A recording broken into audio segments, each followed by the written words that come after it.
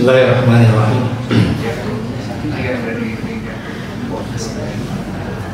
Ikum tahiyatul Islam wa tahiyatul ahlil jannah tahiyatan mubarakah. Assalamualaikum warahmatullahi wabarakatuh.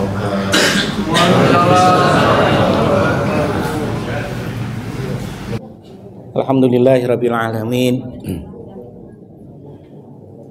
Wa bihi nasta'inu ala umuri dunya waddin.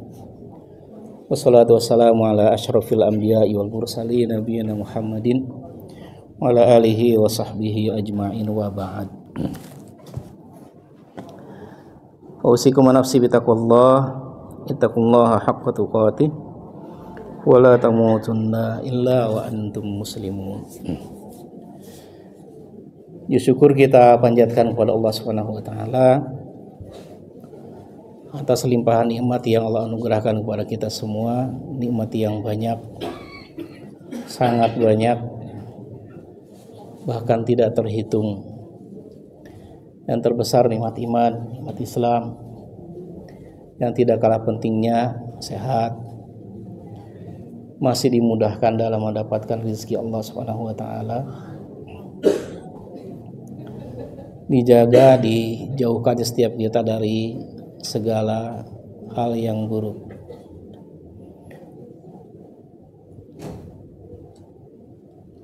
Sehingga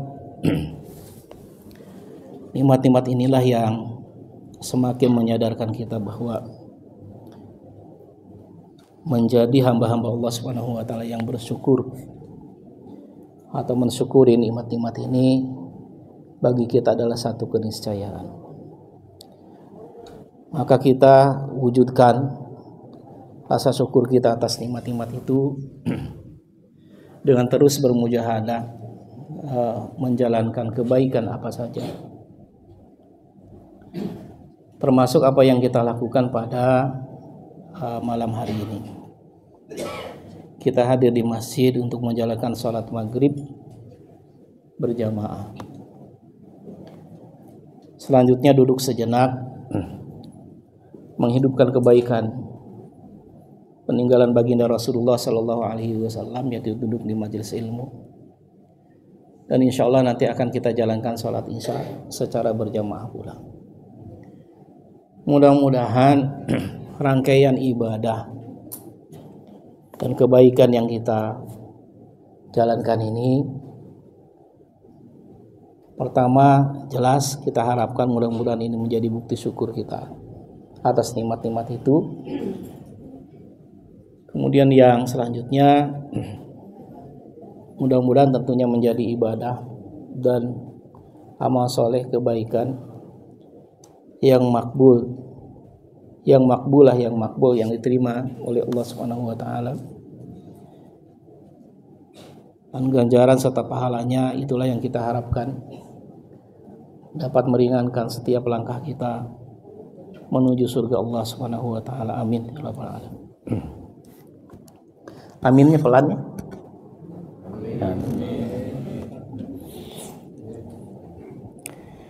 Bapak dan ibu-ibu yang dimuliakan Allah Subhanahu wa taala,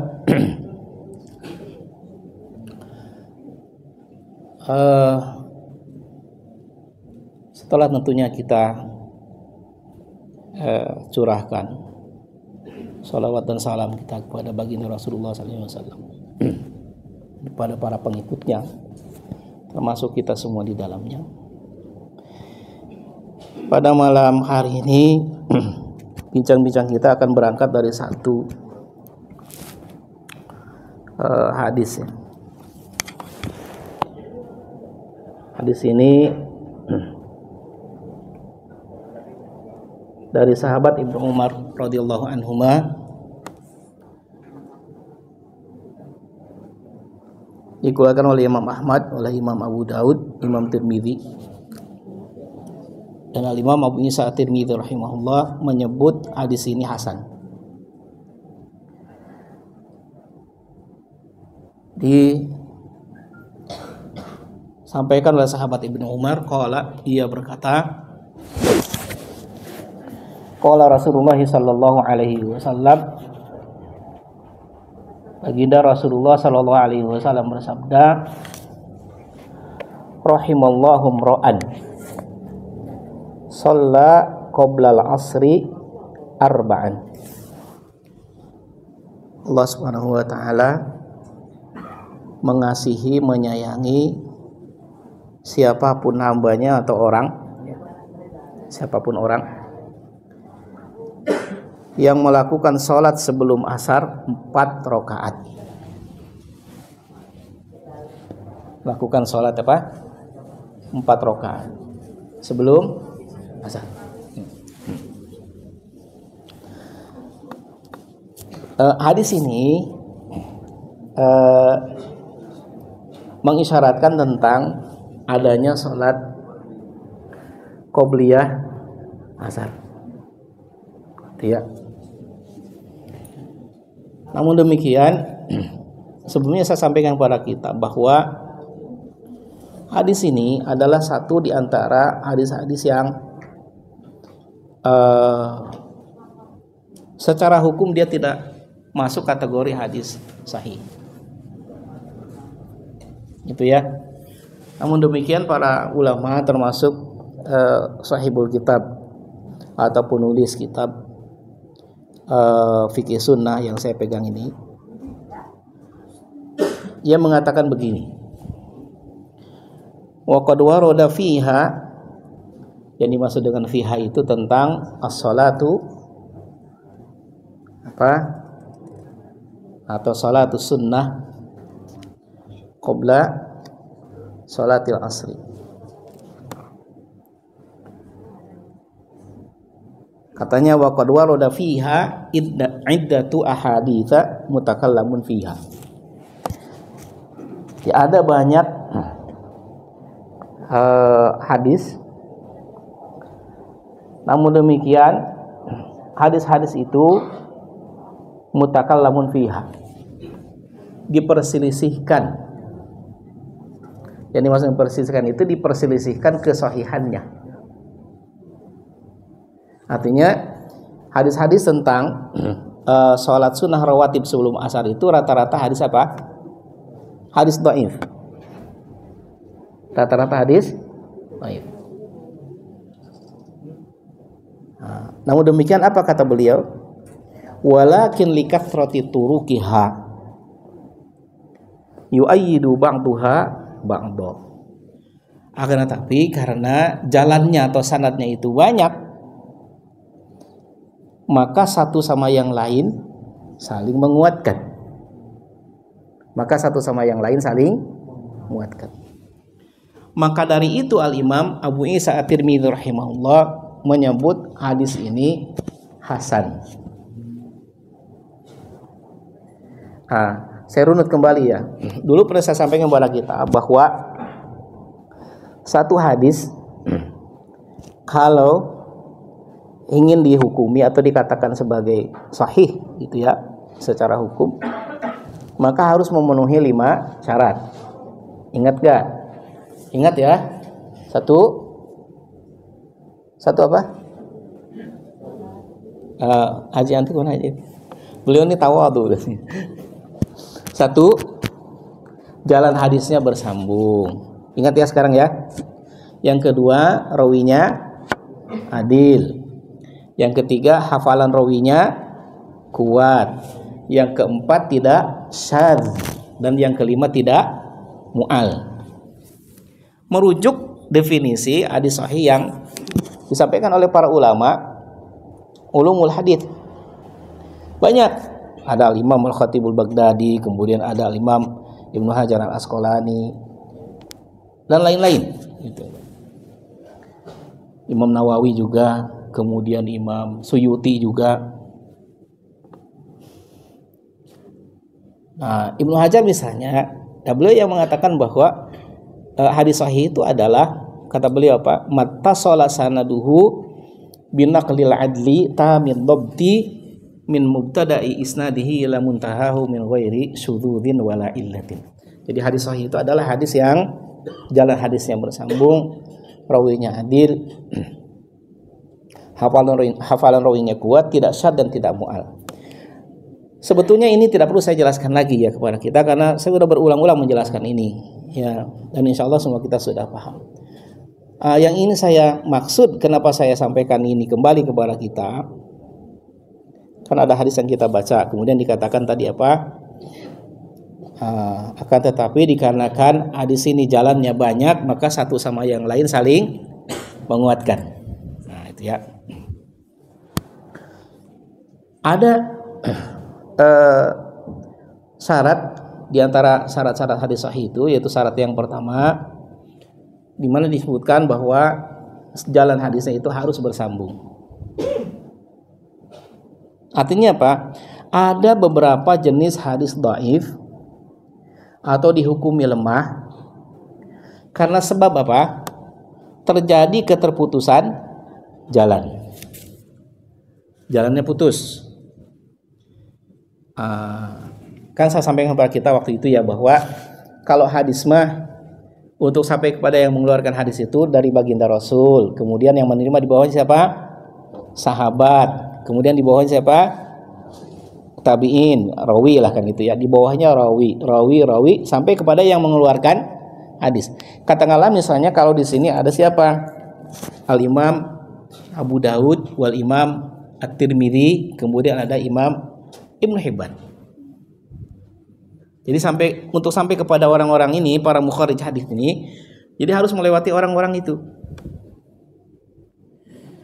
Ketika dari baginda Rasul sampai kepada orang-orang itu nyambung, maka berarti syarat pertama untuk hadis sahih terpenuhi, karena tidak terjadi keterputusan jalan. Namun demikian ada beberapa hadis gitu ya yang dinyatakan dhaif atau lemah dikarenakan terjadi keterputusan jalan. Setidaknya ada tiga.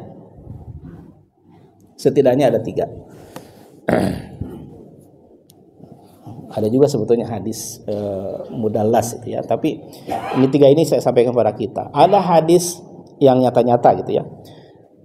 Ada hadis mursal. Namanya hadis mursal. Jadi apa itu hadis mursal? Hadis mursal itu adalah hadis yang terjadi keterputusan pada jalan hadisnya, dan keterputusan itu terjadi pada sahabat. Terjadi pada siapa? Pada sahabat. Jadi dari baginda Rasul, sahabatnya nggak ada. Di bawahnya ada siapa? Tabi'in. Terus di bawahnya ada perawi sampai kepada yang mengeluarkan hadis, nyambung tuh. Hanya saja terjadi keterputusan jalan di mana? Di sahabat, itu namanya mursal. Itu ya. Mursal itu hadis sahih apa hadis dhaif? Yaitu tadi dia dhaif dikarenakan terjadi keterputusan jalan. Yang kedua ada hadis munqati namanya. Seperti judulnya atau namanya, dia munqati, dari inqata ayan qati'u, itu artinya terputus. Yang dimaksud dengan hadis munqati adalah hadis yang apabila terjadi keterputusan pada jalan hadisnya ya, satu kali tapi di tengah ya, atau dua kali bahkan lebih tapi tidak berturut-turut. Kalau yang putus satu kali misalnya begini, baginda Rasul, kemudian di bawahnya sahabat, tabi'in, di bawah tabi'in putus satu kali. Di bawahnya ada perawi sampai kepada siapa? Imam Tirmizi misalnya. Maka hadis itu hadis apa namanya? Munqati. Terjadi keterputusan jalan di tengah satu kali. Kemudian yang kedua ada munqati juga, tapi terjadi keterputusan jalan dua kali. Namun demikian tidak berturut-turut. Di tengah. Contohnya apa? Misalnya dari baginda Rasul, sahabat, di bawahnya tabi'in nggak ada, di bawahnya ada rawi, di bawahnya ada rawi, di bawahnya tidak ada lagi, putus, di bawahnya ada, kemudian selanjutnya ada yang mengeluarkan hadis Imam Tirmidzi, putus dua kali tapi tidak berturut-turut, itu namanya hadis munqati. Sahih dia dhaif, dia hadis dhaif ya. Yang ketiga ada hadis mu'dhal namanya. Hadis apa Pak? Mu'dhal. Kalau hadis mu'dhal itu Hadis yang terjadi keterputusan jalan dan keterputusannya itu terjadi 2 kali atau lebih berturut-turut. Sama saja mau di awal, di tengah atau di akhir. Kalau di awal itu berarti di atas yang mengeluarkan hadis, kalau di akhir itu di atas sahabat. 2 kali berturut-turut. Contoh dari baginda Rasul, sahabat, kemudian di bawahnya apa? Tabi'in kosong, di bawah tabi'in kosong lagi. Gitu ya. Kedua kali itu berturut-turut. Di bawahnya ada perawi sampai kepada siapa? Imam Tirmidzi misalnya. Itu namanya hadis mu'dhal. Nah, hadis mu'dhal juga sama hadis dhaif. Dan sebab kelemahannya itu atau dhaifnya itu dikarenakan terjadi keterputusan jalan. Tidak memenuhi syarat pertama untuk hadis sahih. Namun demikian perlu Bapak ketahui, ketika dulu pernah saya sampaikan kepada kita bahwa selain hadis sahih, ada jenis hadis yang kedua. Dia dari segi sahih dan tidaknya itu hadis hasan. Kan ada hadis sahih, ada hadis hasan, ada hadis dhaif. Itu. Dan dulu pernah saya sampaikan kepada kita bahwa sahih ada 2. Ada sahih li dzatihi. Dengan sendirinya dia memenuhi kriteria hadis sahih yang 5 tadi syaratnya. Yang kedua, hadis hasan apabila lebih daripada 1 jalannya. Hadis hasan itu yang mana? Hadis hasan itu adalah ketika dari 5 syarat sahih itu 1 kurang memenuhi, yaitu apa? Hafalan rawi. Kan hafalan rawi harus kuat. Jalan hadis nyambung, rawinya adil, hafalan rawi kuat, tidak syad dan tidak mu'al. Hafalan rawinya agak lemah. Maka itu yang menjadikan hadis itu secara hukum dia hasan lidatihi. Sendirinya memenuhi kriteria hasan. Seperti itu syaratnya. Nah kalau dia banyak tuh jalannya, dia naik derajatnya menjadi sahih apa? Li ghairihi. Sahih karena bantuan yang lainnya. Jadi sahih 2 macam. Sahih lidatihi, sahih li ghairihi.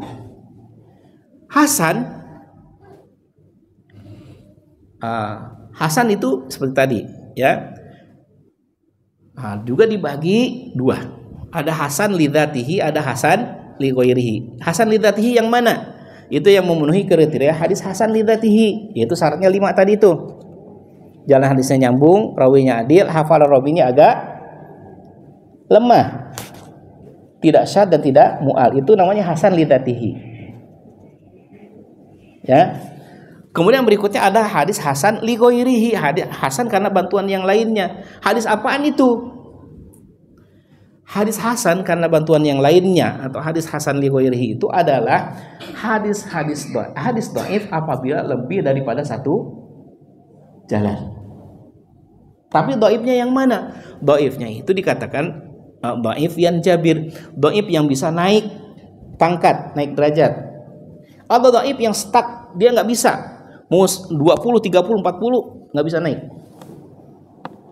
Itu yang dikatakan hadis dhaif jiddan, lemah sekali. Semisal di dalam jalan hadisnya itu ada seorang rawi yang kadzab, pendusta, maka hadisnya jadi hadis apa? Maudhu, dhaif, bukan lebih dahsyat daripada hadis dhaif, hadis maudhu. Nggak bisa naik derajatnya. Nah, sedangkan hadis hasan li ghairihi itu adalah hadis-hadis dhaif, itu tadi apabila jalannya lebih dari 1. Di antara hadis dhaif yang katanya yang jabir itu adalah hadis dhaif dikarenakan terjadi keterputusan jalan. Jadi kalau ada hadis mursal tapi 1, 2, 3, dia naik derajatnya menjadi apa? Hasan li ghairihi. Gitu ya. Kalau ada hadis apalagi tadi munqati tapi 1, 2, 3, 4, 5, 6 gitu. Banyak. Satu sama yang lain saling menguatkan, dia naik derajatnya jadi hasan li ghairihi. Nah, ini yang dikatakan oleh beliau, katanya begini nih. Wa qad warada fiha, dan ada hadis yang berkenaan dengan sholat qobliyah sebelum asar. Dan banyak hadisnya. Namun demikian kata beliau apa? Mutakallamun fiha. Hadisnya itu rata-rata diperselisihkan kesahihannya. Walakin likathrati turuqiha yu'ayyidu ba'daha ba'dha. Akan tetapi karena jalannya itu banyak, maka satu sama yang lain saling menguatkan. Maksud beliau, meskipun hadis-hadisnya hadis ini dhaif, tapi banyak dia naik derajatnya menjadi hasan li ghairihi sehingga bisa diamalkan. Maksudnya gitu. Ini kalau nggak diikuti dari tadi nggak nyambung dia. Sedikit meleng aja nggak kena. Dia harus runut terus baru nyambung. Kayak begitu. Nah, tentang qobliyah sebelum asar itu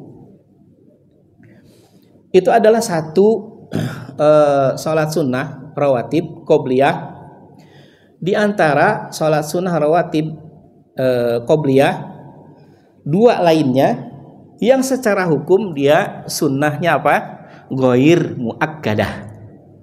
Apa? Ghair muakkadah. Sudah hadisnya itu ada yang banyak yang dhaif, kemudian sunnahnya itu ghair muakkadah. Sebagian orang ada yang gak mau terima keberadaan sholat sunnah rawatib sebelum asar, sebelum maghrib, dan sebelum isya. Padahal sholat sunnah rawatib itu dibagi oleh para ulama ada dua secara hukum. Ada yang tadi itu sholat sunnah rawatib muakkadah, sunnah muakkadah, dan ada yang ghair sunnah ghair muakkadah. Yang sunnah muakkadah yang mana? Yang populer itu ada hadis Ibnu Umar, ada hadis Abdullah bin Syaqiq radhiyallahu anhu, dan ada hadis dari Ummu Habibah radhiyallahu anha. Berdasarkan hadis Ibnu Umar, total jumlah rakaatnya yang sunnah muakkadah, yang sunnah rawatib muakkadah itu ada 10 rakaat. Ada berapa? 10 rakaat. Maka di hadisnya bagaimana disampaikan oleh Ibnu Umar? Hafidtu anin Nabi sallallahu alaihi wasallam asyra rakaatin. Aku hafal dari baginda Nabi 10 rakaat sunnah. 10 rakaat itu maksudnya 10 rakaat sunnah. Nah, kemudian disebutkan tuh rakaataini qabla dzuhri wa rakaataini ba'daha wa rakaataini ba'dal maghribi wa rakaataini ba'da al-isya wa rakaataini qabla sholati subhi. 2 rakaat sebelum zuhur, 2 rakaat setelah zuhur, 2 rakaat setelah maghrib, 2 rakaat setelah isya, dan 2 rakaat setelah sebelum subuh. Berapa jumlahnya? 10. Ini hadis ini populer sekali, menjadikan sebagian orang justru malah berpendapat bahwa hanya itu yang dimaksud dengan sholat sunnah rawatib.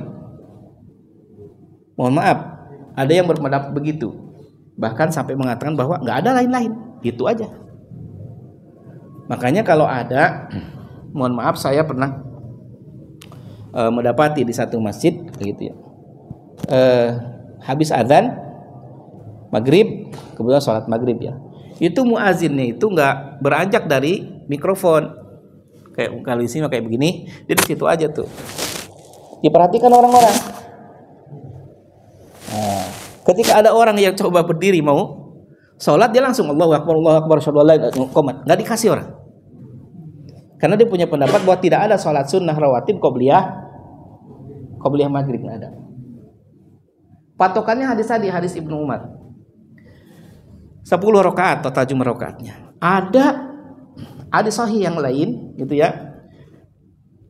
Yang salat sunnah rawatib muakkadah dengan total jumlah rakaatnya berapa? 12. Itu berdasarkan hadis dari sahabat Abdullah bin Syaqiq radhiyallahu anhu. Pada hadis itu disebutkan begini.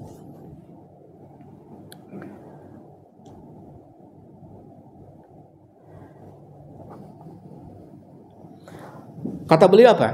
Qala sa'altu Aisyata an salati Rasulillah sallallahu alaihi wasallam. Aku bertanya kepada siapa? Aisyah radhiyallahu anha tentang salat sunnahnya baginda Rasulullah sallallahu alaihi wasallam. Yang dimaksud adalah salat sunnah rawatibnya baginda Rasul itu.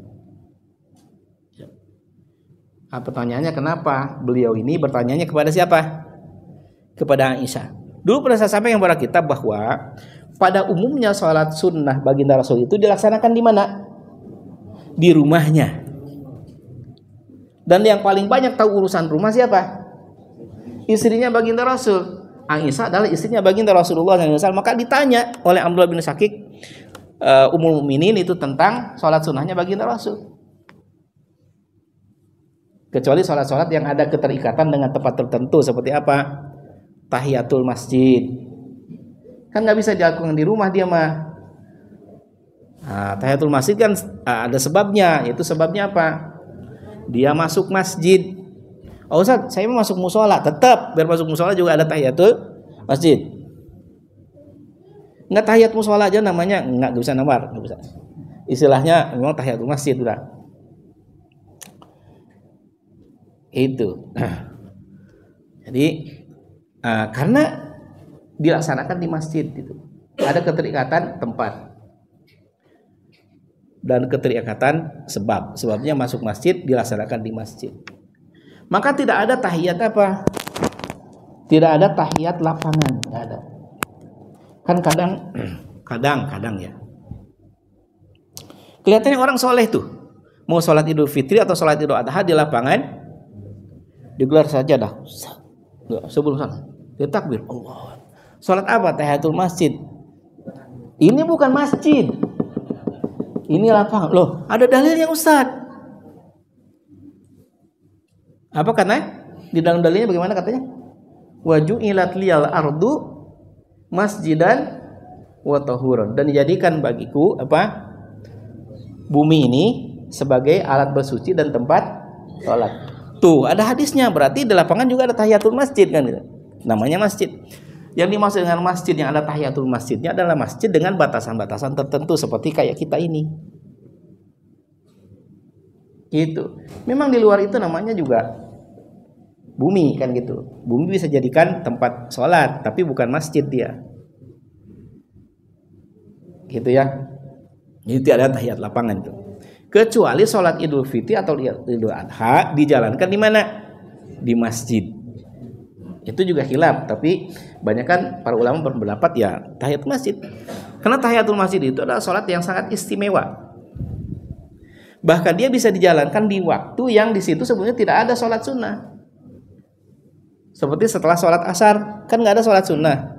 Tapi kalau orang datang ke masjid 5:30 misalnya, dia nggak langsung duduk, tapi sholat dulu 2 rakaat. Bahkan boleh dijalankan di waktu terlarang, seperti misalnya pada hari Jumat. Waktu terlarang menjalankan sholat apa? Ketika terbit matahari, ketika matahari persis di atas kepala, dan ketika matahari terbenam. Itu kalau orang hari Jumat datang ke masjid pas di waktu matahari itu, tetap disunahkan untuk sholat terlebih dahulu 2 rakaat baru dia duduk. Tuh ya.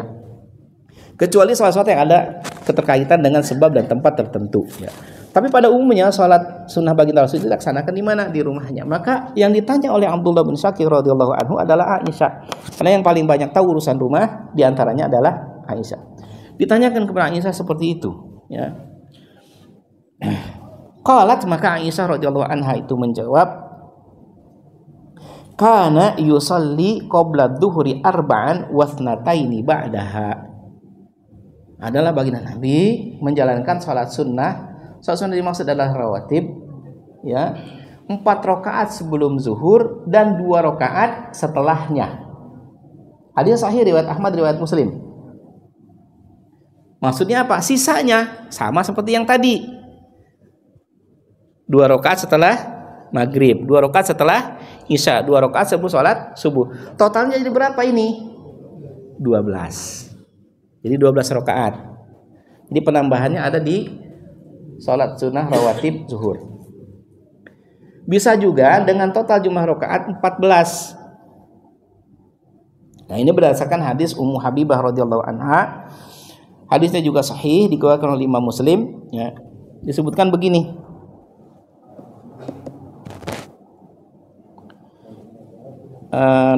Dikeluarkan oleh Imam Ahmad, oleh Imam dan Ashabus Sunan, dan Imam Tirmizi ya. Disahihkan oleh Imam Tirmizi. Katanya begini, pada hadis Ummu Habibah ini disebutkan, qalat, dia berkata, qala Rasulullah sallallahu alaihi wasallam, man shalla arba'an qabla dhuhri wa arba'an ba'daha harramallahu lahmahu 'alan nar Siapa yang sholat sebelum zuhur 4 rakaat dan sholat setelah zuhur dan setelahnya 4 rakaat, maka Allah haramkan dagingnya tersentuh api neraka. Jadi letaknya ada pada apa nih? Pada sholat rawatib zuhur. Jadi bisa 10, bisa 12, bisa 14. Nah, coba lihat, tidak ada disebut sebelum asar, tidak ada disebut sebelum maghrib, tidak ada disebut sebelum isya. Sehingga orang ketika bicara tentang sholat sunnah rawatib, tolok ukurnya hadis-hadis ini. Maka ada sebagian kecil orang, banyak yang berpendapat bahwa tidak ada sholat sunnah rawatib sebelum asar, tidak ada sebelum maghrib, tidak ada sebelum isya. Padahal apakah ada? Sebagai jawabannya jelas ada. Dan para ulama menyebutkan itulah sholat sunnah rawatib yang ghair muakkadah. Nah, diantaranya ini tadi yang kita baca ya, 2 atau 4 rakaat sebelum asar. Kalau yang 4 rakaat sebelum asar itu hadisnya yang tadi kita baca, itu rahimallahu imra'an shalla qoblal asri arba'an. Allah mengasihi siapapun orang yang melakukan sholat 4 rakaat sebelum asar. Tentang yang 2 rakaat yang mana? Tentang yang 2 rakaat ada hadis dari ini keumuman hadis ya, hadis yang umum gitu maksudnya. Hadis dari hadis riwayat Muslim, riwayat Ahmad, Abu Daud, ya, Tirmidzi, Nasai, Ibnu Majah. Tentunya ini hadis sahih. Disebutkan pada hadis ini begini. Ya. Baina kulli adzanaini salatun. Antara 2 adzan itu ada salat. Dan ini berlaku umum. Antara 2 adzan, maksudnya adzan dan qomat. Subuh, zuhur, asar, maghrib dan isya. Hadisnya sahih. Itu ya. Pada riwayat yang lain disebutkan tekstual, yaitu tentang sholat sunnah rawatib qobliyah sebelum maghrib disebutkan 2 rakaatnya. Itu hadis riwayat Ibnu Hibban. Pada hadis itu disebutkan anna Nabiya sallallahu alaihi wasallam shalla qoblal maghribi rakaataini. Bahwasanya baginda Rasulullah SAW sholat sebelum maghrib 2 rakaat. Jadi sebelum asar bisa 2, bisa 4, sebelum maghrib bisa dilaksanakan dengan 2 rakaat, kemudian sebelum isya bisa dilaksanakan dengan 2 rakaat. Ya, hadisnya keumuman hadis yang tadi itu. Ya, ada hadis dari sahabat Abdullah bin Mughaffal radhiyallahu anhu, hadis riwayat Bukhari dan Muslim serta Abu Daud, Tirmidzi, Nasai dan Ibnu Majah. Tentunya hadisnya ada sahih. Disebutkan anna Nabiya sallallahu alaihi wasallam qala baina kulli adanaini salatun. Baina kulli adanaini salatun, tsumma qala fi tsalitsati liman syaa'a. Antara 2 adzan itu ada salat, antara 2 adzan itu ada salat, dan baginda Rasul sabdakan pada kali ketiga bagi orang yang mau. Dan yang maksud dengan salat itu jelaskan pada penjelasan yang lain adalah rakaatan, 2 rakaat. Baina kulli adanaini rakaatan. Antara 2 adzan itu ada salat 2 rakaat sebelum isya. Pertanyaannya begini, bagaimana kalau orang ingin menjalankan qobliyah atau ba'diyah yang 4 rakaat? Apakah 4 rakaat itu dilaksanakan dengan 2 rakaat salam, 2 rakaat salam, atau 4 rakaat itu boleh dijalankan terus, salamnya 1 kali? Nah, itu bagaimana? Disebutkan begini. Pada hadis Ali bin Abi Thalib radhiyallahu anhu, ini hadis dikeluarkan oleh siapa? Ahmad, Nasai, Ibnu Majah dan Tirmidzi. Dan Imam Tirmidzi mengatakan hadis ini hasan. Disebutkan begini. Anna Nabiya sallallahu alaihi wasallam kana yusalli qabla al-asri arba'an. Adalah baginda Nabi sallallahu alaihi wasallam salat sunnah sebelum asar 4 rakaat. Yufassilu baina kulli raka'ataini bitaslim ala malaikatil muqarrabin wa nabiyyin wa man tabi'ahum minal mu'minin wal muslimin. Dan beliau memisahkan setiap 2 rakaatnya dengan salam. Kepada siapa? Kepada para malaikat, kepada para nabi, dan kepada mukminin dan muslimin. Maksudnya apa? 2 rakaat salam, 2 rakaat salam. Gitu. Tekstual. Seperti itu ya. Walau alam bisawab, kalau ada hal yang perlu diseringkan silahkan sampai di sini ada 10 menit gitu. Ya, silahkan dari kanan, dari depan, dari kiri seperti biasa. Silahkan aja. Waalaikumsalam warahmatullahi wabarakatuh. Bagaimana dengan sholat pada wudu? Apa ada sholat sunnah pada wudu? Ketika waktunya udah mepet, masuk ke masjid, apakah yang di masjid apa pada wudu? Ya. Jadi di kitab fikih sunnah itu ada bahasan tentang ini nih. Gini ya. Istihbabul fasli bainal fardhati wan nafilah bimiqdari khatmis shalah. Anjuran ya untuk memberi jarak antara sholat fardu dan sholat sunnah seukuran orang melaksanakan satu sesi sholat. Ini maksudnya bagi orang yang ingin menjalankan sholat sunnah setelah apa? Setelah sholat fardu. Jadi nggak langsung berdiri setelah salam itu untuk menjalankan sholat sunnah, tapi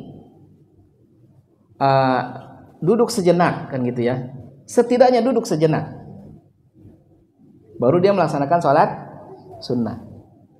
Gitu. Meskipun kalau cuma duduk sejenak itu, kalau kata saya terlalu itu.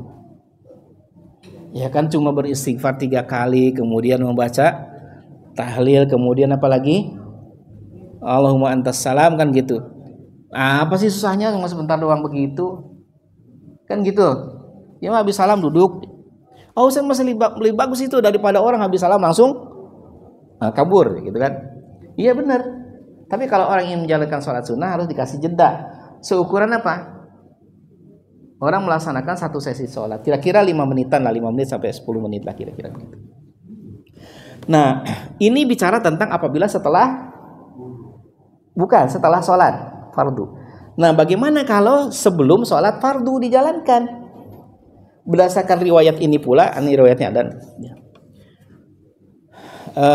para ulama menjelaskan bahwa sejatinya memang antara adzan dan qomat itu juga dikasih jeda, dikasih jarak waktu, jeda waktu. Seukuran semana, setidaknya seukuran segitu, 5 sampai dengan 10 nih. Supaya orang apa? Supaya orang bisa melakukan sholat sunnah seperti yang disebut tadi diantaranya. Meskipun sebetulnya pertanyaan seperti ini sebetulnya ya itu tidak akan muncul ketika kaum muslimin gitu ya, itu menjalankan sholat sunnah itu sesuai betul-betul dibuat ngepas begitu ya, seperti tuntunan baginda Rasul. Maksudnya apa? Sholat sunnah itu sejatinya umumnya dilaksanakan di rumah. Itu tidak akan terjadi konflik itu. Apakah ada setelah wudhu itu sholat sunnah? Jelas ada. Disebut sebagai sholat sunnah wudhu atau sholat sunnah thaharah. Gitu, 2 rakaat. Ada memang. Nah, kalau orang wudhu di rumah, maka setelah wudhu bisa sholat 2 rakaat. Setelah itu berangkat lebih awal ke masjid, 10 menit sebelum adzan sudah berangkat ke masjid, maka dia bisa menjalankan sholat tahiyatul masjid. Masuk adzan, ada jeda pula setidaknya 5 menit, bisa sholat qobliyah zuhur misalnya gitu. Kan selesai urusan. Hanya saja itu tadi ya, kadang sebagian kaum muslimin ada yang datang ke masjidnya itu ya mepet-mepet, sehingga tersedia waktu tinggal dilihat, 3 menit lagi. 3 menit itu saya mau sholat wudu, saya mau sholat tahiyatul masjid, saya mau qobliyah. Ujung-ujungnya ada pertanyaan, Ustadz yang mana nih yang saya prioritaskan kalau begini nih? Nah itu. Ujung-ujungnya ada pertanyaan itu, yang mana yang akan saya prioritaskan? Jadi kembalikan kepada orang bersangkutan. Hanya saja kalau saya boleh memilih kan gitu ya. Karena kan itu di masjid, maka kata baginda Nabi apa? Masjid itu ada tahiyahnya, ada penghormatannya, dan tahiyahnya itu adalah engkau sholat 2 rakaat. Itu. Ustaz qobliyahnya nggak dapat. Ya itu tadi salah sendiri, datangnya ke masjid tinggal 3 menit lagi. Itu. Sebagian orang ada yang mengatakan bahwa boleh sholat 2 rakaat niatnya tahiyatul masjid dan qobliyah misalnya gitu. Ya itu tanpa mengurangi rasa hormat lah. Ya kalau ada orang yang mengatakan begitu. Kalau saya sih begitu. Ya, silakan pilih mau qobliyah atau mau tahiyatul masjid. Kalau dia qobliyah berarti dia tidak tahiyatul masjid. Kalau dia tahiyatul masjid dia tidak qobliyah gitu. Gitu aja. Tak usah saya kalau bicara tentang sunnah itu meskipun muakkadah tetaplah sunnah. Kembali kepada definisinya yaitu apa? Mayuthabu ala fi'lihi wa la yu'aqabu ala, diberikan pahala bagi yang menjalankan, tidak berdosa atau tidak disiksa bagi orang yang meninggalkan, tetap dapat. Ya Ustaz, tadi saya udah niat melaksanakan itu. Ya udah enggak apa-apa, sudah dapat pahala dari niatnya. Udah gitu aja. Simple sebetulnya, ya. Wallahu alam bisawab. Maka kembali kepada bahasan tambahan ini tentang jeda waktu itu, saya termasuk yang melihat penting jeda waktu itu. Dan bagus kalau itu tadi ya, ada di kisaran 5 sampai dengan 10 menit. Di kita berapa menit? 10 ya, 6 atau 7 ya. Pas lah cukup itu. Kalau orang melaksanakan 2 juga. Apalagi di sholat qobliyah subuh. Qobliyah subuh itu kan dianjurkan bagaimana sholatnya. Pahalanya luar biasa besar. Karena lebih baik daripada dunia dan segala isinya, kata baginda Nabi. Khairun minad dunya wa ma fiha. Tapi dalam pelaksanaannya bagaimana? Kata Aisyah, baginda Rasul melaksanakan sholat 2 rakaat sebelum subuh itu seperti orang duduk di atas bara api. Maksudnya apa? Itulah 2 rakaat dengan pahala yang sangat besar, tapi anjurannya dilaksanakan dengan bacaan yang ringan. Bacaan yang ringan. Maka kalau tersedia waktu 6 menit saat masuk masjid, bisa tahiyatul masjid dan bisa qobliyah. Asal itu tadi dilaksanakan ya, kalau sholat qobliyah subuh ya tentunya begitu. Ya dia cepat dia. Gitu. Sedangkan sholat sunnah pada umumnya itu adalah melamakan berdiri dan melamakan berdiri itu maksudnya apa? Memperpanjang bacaannya. Ya. Dan mempersedikit jumlah rakaatnya.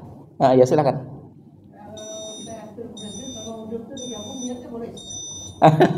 Itu yang saya bilang tadi. Ya.